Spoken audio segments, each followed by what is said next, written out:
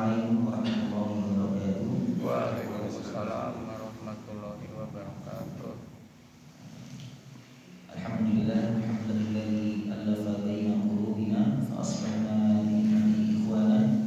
Allahumma shalli wa sallim wa an'im wa barik ala habibina wa imamina wa qudwatina wa murabina wa sayyidina Muhammadin sallallahu alaihi wasallam wa ala alihi wa sahbihi ajma'in, amma ba'd. Allahumma arhamna bil Qur'an, Allahumma inna nas'aluka 'ilman nafi'an wa rizqan thayyiban wa 'amalan mutaqabbalan. Allahumma inna nas'aluka al-ikhlas fil qawli wal 'amal wa ma yuqarribuna ilayhi min qawlin wa 'amalin. Alhamdulillah, Bapak Ibu muliakan, sebelumnya perkenalkan, takutnya nggak kenal nih sama saya juga. Nama saya Jindi Imam Syuhada. Saya Puja Kesuma. Puja Kesuma itu putra Jawa, kelahiran Sumatera. Saya asli dari Jawa Timur, dari Ponorogo tepatnya. Kebetulan istri sedang hamil di Kuningan, akhirnya ke Kuningan, Jawa Barat. Saya dulu sempat SMA juga di Kuningan, di Khotimah dulu untuk SMA-nya. Kemudian melanjutkan S1 di Sudan, di Afrika, dan kembali meneruskan untuk di Madinah. Saya kembali mengulang lagi tadinya, ulang 2 kali satu. Kemudian baru ke Malaysia untuk S2-nya, dan sekarang sedang S3 di Malaysia.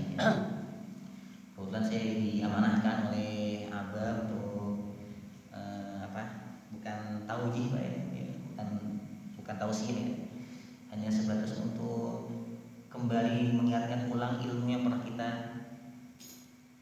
terima atau ilmu yang pernah kita pelajari. Pagi itu pagi yang barokah.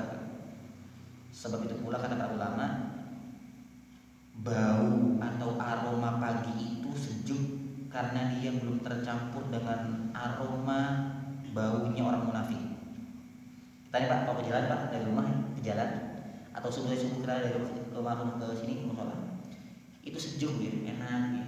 Di samping belum ada polusi Pak, tapi memang betul banyak mengatakan ulama itu pagi hari itu, subuh itu aromanya berbeda. Memang karena belum tercampur dengan bau orang munafik.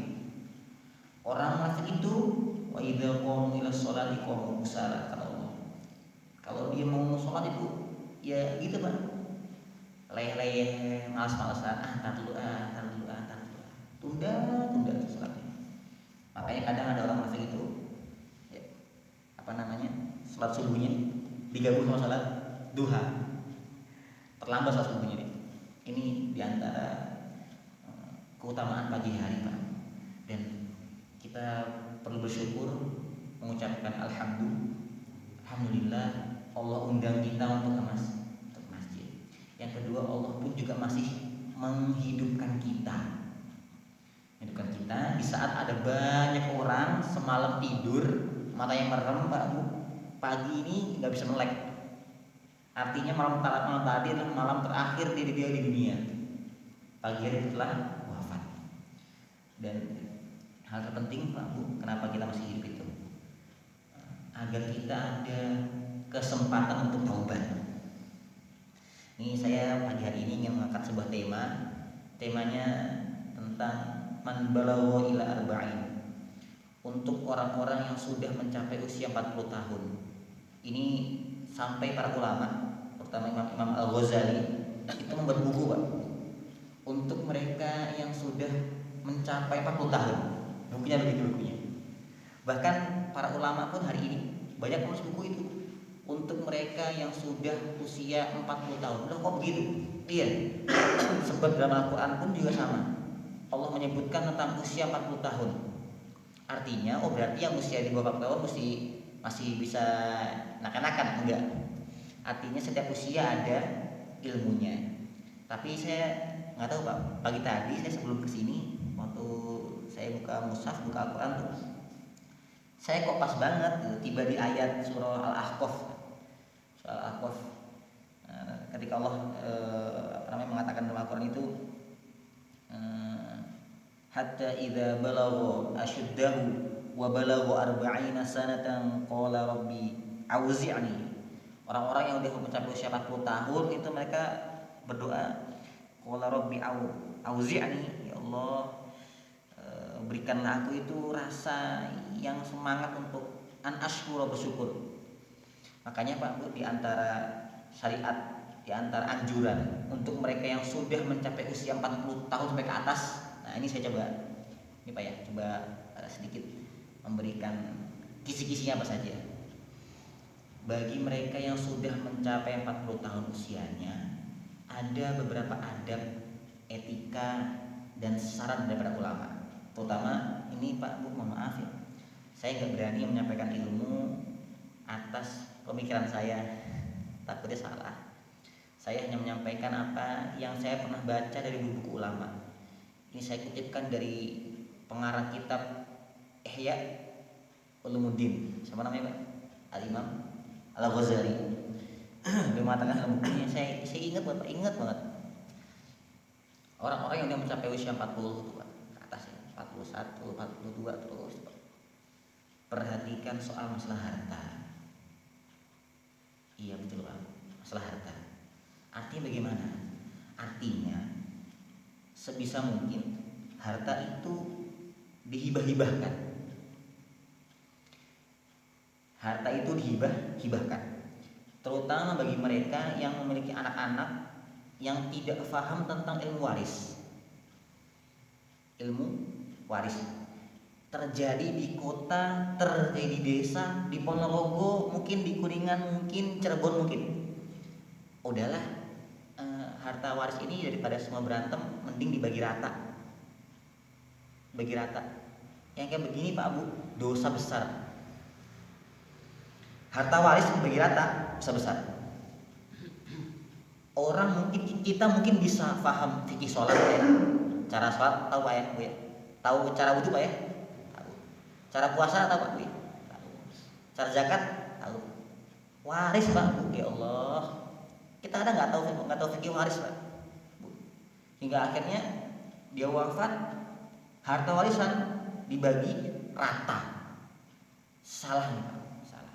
Padahal Allah mengatakan hukum yang sangat detail, sangat jelas, gamblang itu Allah sebutkan di fikih warisnya, di ilmu waris. Sholat itu Allah tidak menjelaskan detail, enggak. Ruku begini, enggak begitu. Sholat itu dijelaskan gamblang secara fikih dari mulai Rasulullah SAW yang menjelaskan. Zakat pun juga sama. 2,5% untuk yang zakat harta, nanti ada zakat perdagangan, zakat emas, perak, itu yang menjelaskan bukan Al-Quran. Yang menjelaskan adalah para ulama. Tapi kok waris Pak, semua detail Allah menjelaskan langsung. Makanya Allah mengatakan kalau sampai harta itu, waris itu dibagi tidak sesuai fikih waris, antaudillu kata Allah, kita tersesat. Jelas Pak, suami nggak punya anak 1/2, suami punya anak 1/4, istri punya anak berarti dapatnya 1/8, nggak punya anak 1/4. Nenek atau ibu itu 1/3 kalau begini, 1/4 kalau begini. Jelas semua Pak, jelas banget. Makanya kok sampai harta itu dibagi nggak sesuai fikih waris, saya jamin Allah hisapnya pas bakal berat. Karena yang bilang Allah sendiri Pak, Allah sendiri. Atau pula ada yang mengatakan ada seorang yang wafat ya, misalkan sang istri wafat.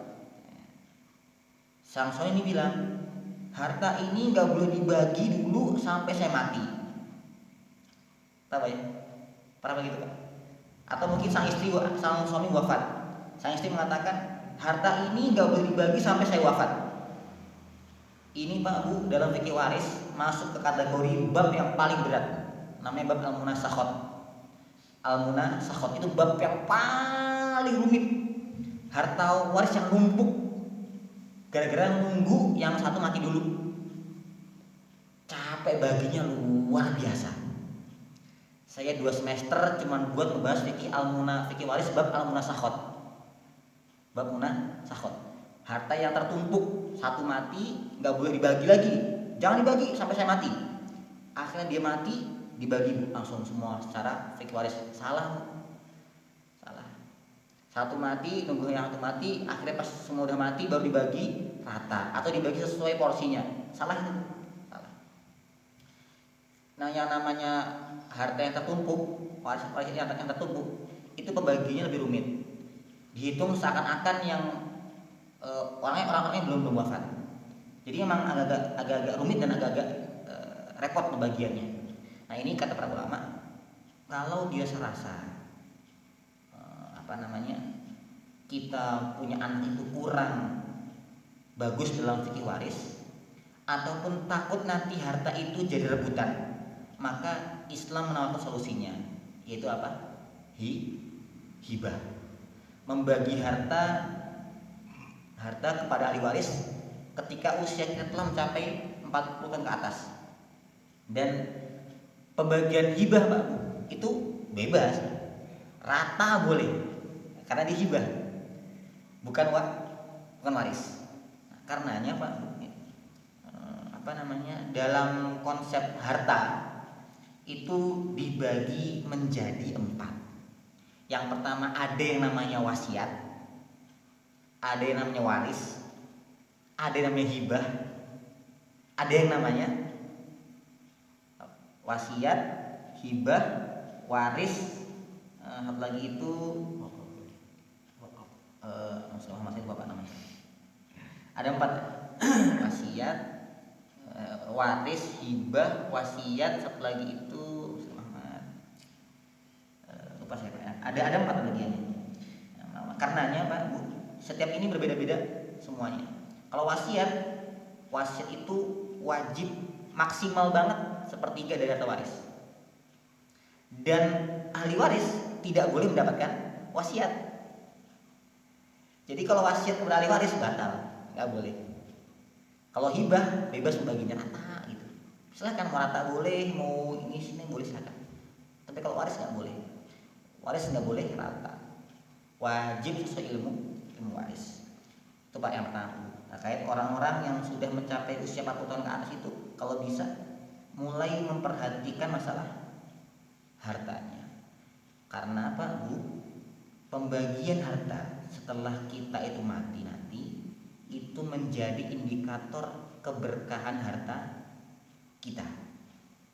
Berapa banyak hari ini orang yang ke pengadilan saling menggugat antar anak, akhirnya berantem hanya karena warisan bapaknya.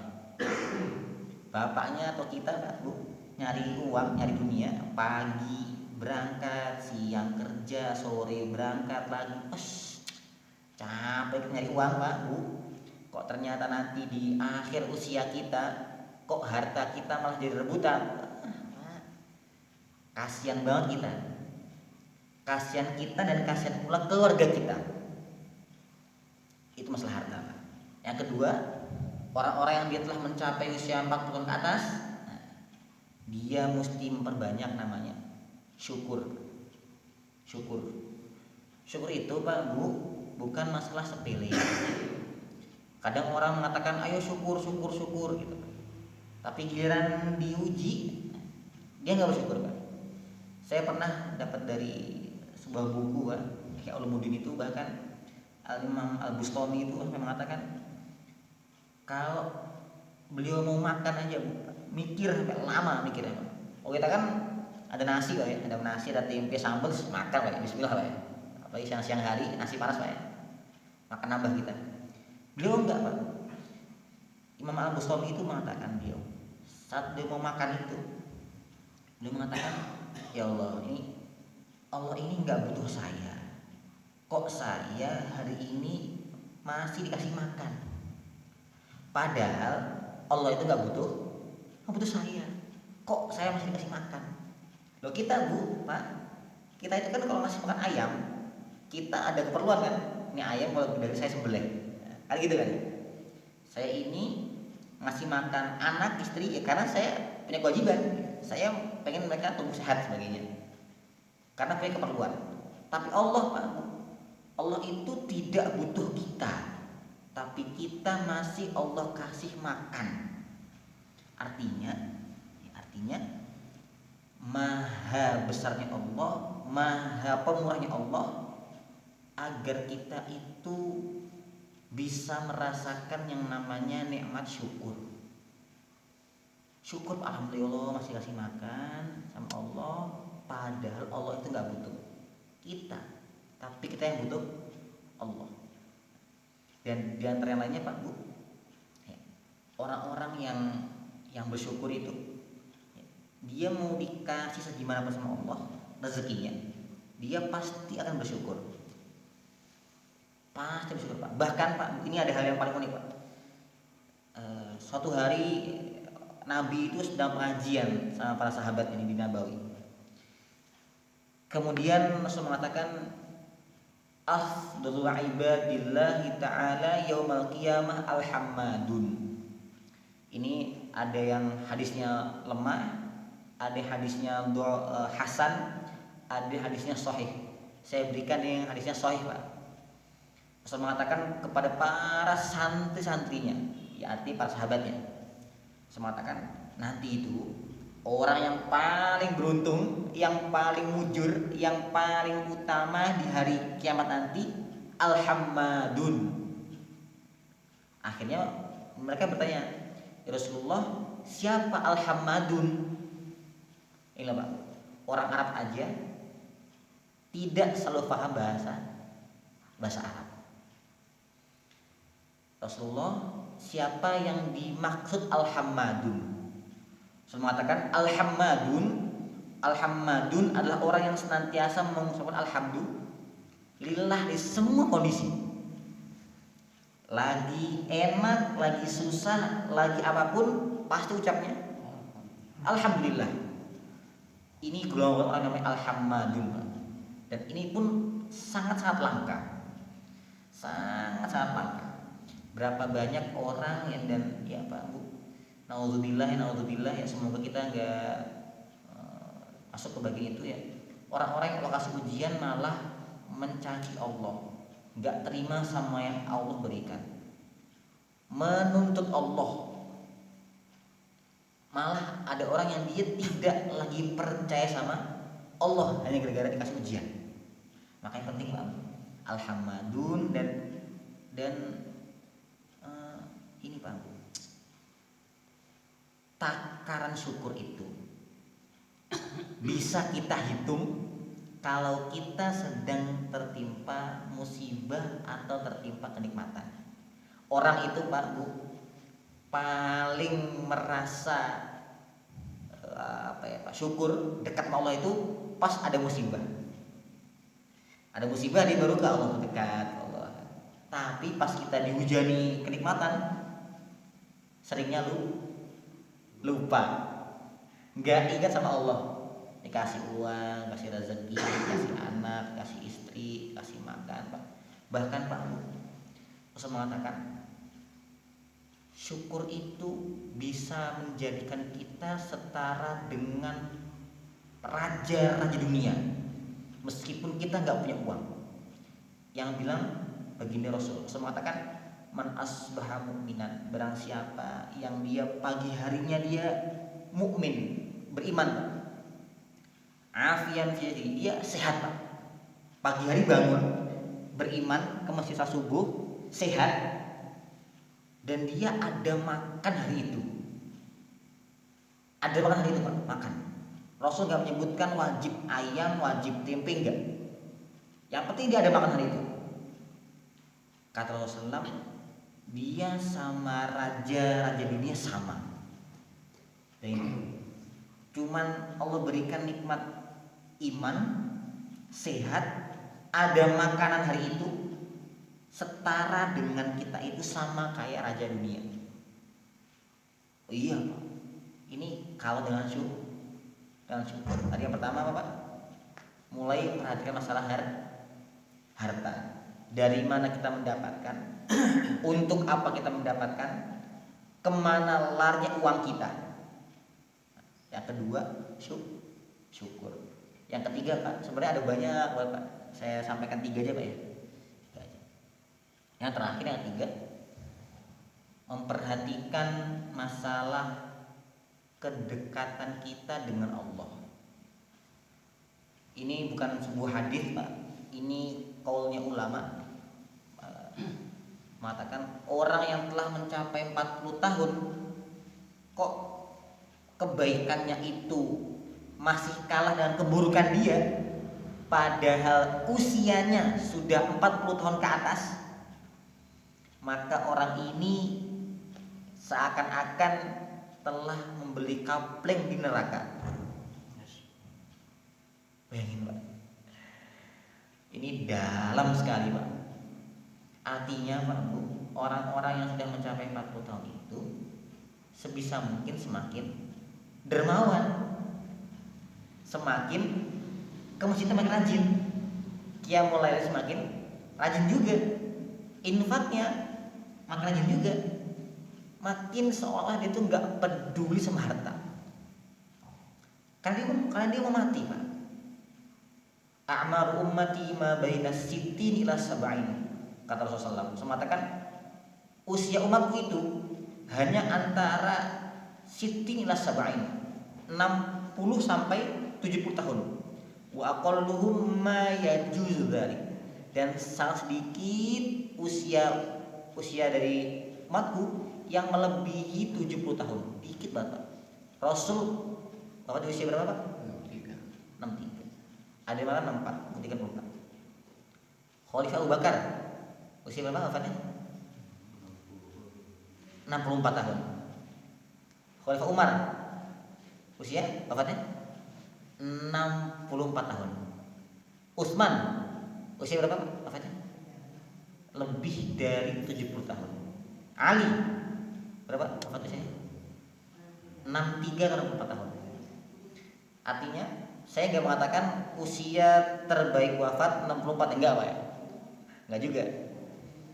Tapi Pak Bu, Mas sekalian, usia kita itu enggak panjang. Enggak panjang. Makanya hari ini kalau Allah berikan usia kita sampai hari ini, apalagi kita menyadari bahwasanya usia kita itu sudah 40 tahun ke atas, maka perhatikan harta kita. Yang halal diambil, yang syubhat ditinggalin, yang haram apalagi, Pak, ditinggalin juga. Harta yang syubhat, Pak Bu, ini namanya Pak, namanya syubhat, itu nggak jelas, rancu. Gimana misalnya? Saya berikan sebuah ini, Pak. Misalkan saya keluar masjid, Pak, ada sendal swallow 2. Sendal swallow 2 warnanya sama, ukuran juga sama. Saya pas keluar, ini yang saya yang mana ya? Yang ini apa yang ini ya? Nah, ini sendal saya syubhat nih, nggak jelas yang mana. Datang orang lain, nah, akhirnya kita diskusi, Bapak yang mana sendalnya? Oh, saya nggak tahu yang mana. Ya udah deh, Pak, saya yang ini, Bapak yang ini, gimana? Oke, siap. Itu baru halal, baru jelas. Kalau nggak jelas berarti syubhat. Sama kayak harta, Pak. Harta yang nggak jelas, halal yang nggak jelas, haram yang nggak jelas, itu syubhat. Hati-hati dengan harta syubhat, apalagi harta yang haram. Harta yang halal saja, Pak Bu, itu bisa membuat hati keruh, Pak. Betul, Pak. Harta yang halal Pak, halal. Kita nyari pagi, siang, sore, halal. Harta yang halal saja itu kalau masuk ke hati bisa bikin hati keruh, apalagi harta yang syubhat, apalagi yang haram. Perhatikan masalah harta kita, perhatikan bagaimana nanti harta kita setelah kita mati.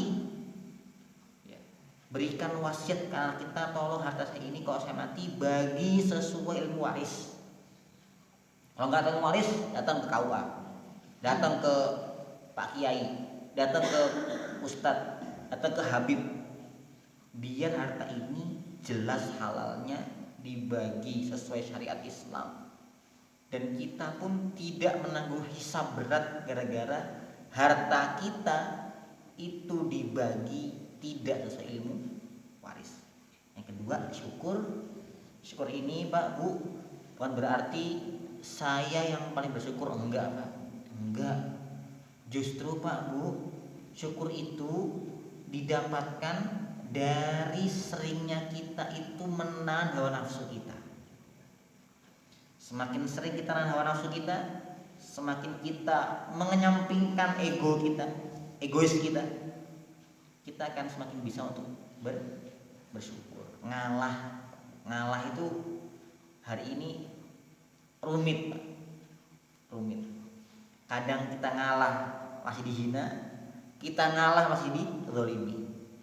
Makanya Pak Bu, hari ini kalau kita tadi ke masjid, kita bisa ke subuh di masjid, kita hari ini kita sehat, gak ada yang sakit, pulang ke rumah sudah ada teh, sorabi, sebagainya, pecel, sebagainya, alhamdulillah.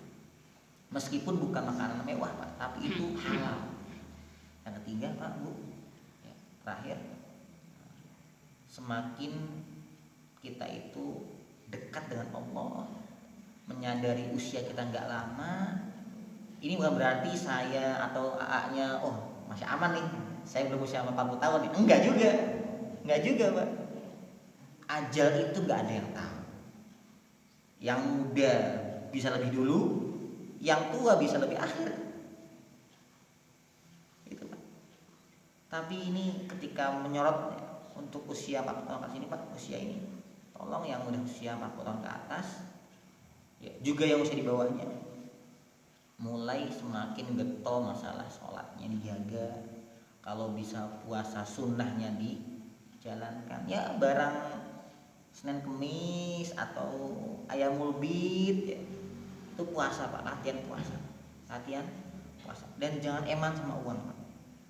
Kalau lagi ke masjid bawa uang, kasih infak sedekah. Kalau lagi jual beli Pak, transaksi jual beli, ya ini banyak ibu-ibu juga nih. Kalau transaksi jual beli, kita nawar jangan kebangetan Pak. Nawar tuh jangan kebangetan. Rasul nggak suka kayak begitu. Bahkan Rasul mengatakan, ya, beruntung Allah merahmati manistaro wa man ba'a wa man iqtada. Allah itu merahmati orang-orang yang jual beli itu saling sayang. Artinya kalau nawar enggak kebangetan, kalau jual enggak kemahalan. Ini masalah iman. Jadi semakin dekat sama Allah, kita semakin sayang sama orang Pak. Kalau beli udah beli, jangan terlalu terlalu parah kalau nawarnya sebagainya. Kalau muamalah sama orang lain Pak, jangan kejam-kejam, jangan zalim Pak. Karena apa Pak?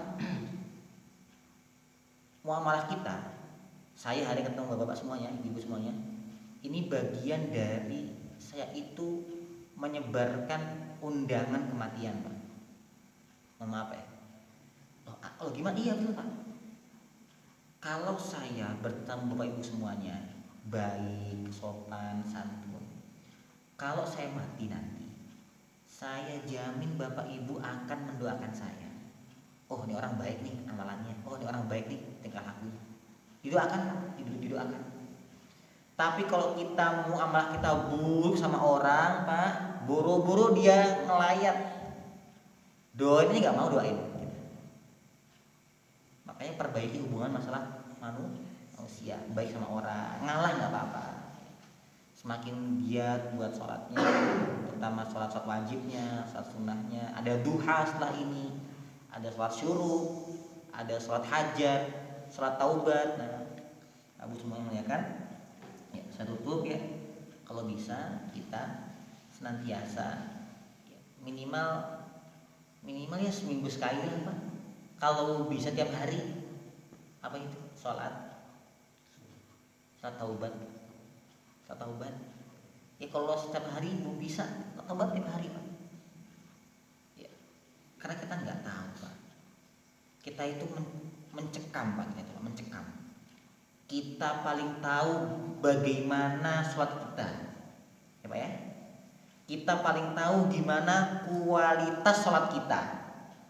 Tadi Pak tuh subuh itu kita yang paling tahu di rakaat berapa kita khusyuk, di rakaat berapa kita ngantuk, Di bagian apa kita ngawang pikiran kita. Kita yang paling tahu soal kita. Kita juga yang paling tahu soal harta kita.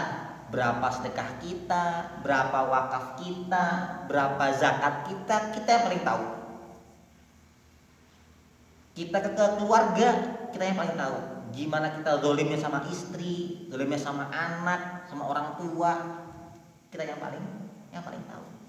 Makanya kalau kita cuma ngandelin ibadah kita, amal kita, nggak cukup Pak Bu, nggak cukup yang ada kalau kita hanya mengandalkan amal kita. Naudzubillah, ya Pak, kayaknya nggak layak masuk surga. Makanya Pak Bu ya, perhatikan saya semuanya dan perbanyak juga bersolawat kepada baginda Rasulullah. Itu mungkin dari saya pribadi, semoga ini bisa menjadi tazkirah, menjadi tausiah yang bisa menambah iman kita, terutama iman saya Pak Bu. Dan saya itu sebenarnya orang yang paling menghindari ngisi Pak. Betul Pak. Saya itu paling menghindari ngisi Pak, ngisi pengajian, tausiah gitu. Karena saya orang yang paling berat nanti hisapnya juga. Karena saya menyampaikan ilmu. Kalau nggak saya amalkan, saya kena juga. Makanya Pak, saling mendoakan semoga kita semuanya bisa sama-sama ke surga. Amin. Kita sama-sama mati dalam husnul khotimah. Kita bisa sama-sama bertemu dengan baginda Rasulullah SAW di surga nanti. Amin. Mungkin sekian saya pribadi. Ada yang mau kira-kira Pak bertanya? Ada sedikit Pak Ustadz. Silakan Pak. Tadi bagaimana yang telah disampaikan oleh Pak Ustadz mengenai pembagian ahli warisan. Iya. Saya kan punya anak dua. Yang pertama perempuan, kemudian yang kedua laki-laki. Itu kan mungkin sudah ada aturannya ya. Iya. Buat laki-laki sekian, buat perempuan sekian, kan ada perbedaan. Iya. Kemudian si laki-laki itu udah menerima misalkannya sekian persen, perempuan sekian persen. Tapi si laki-laki itu ada istilahnya, ada kebijaksanaan, mau diratakan saja misalkan gitu. Apakah itu bisa atau tidak gitu ya? Iya. Terima kasih Pak Ustadz. Sama-sama Pak. Nah, kalau begini bisa Pak. Jadi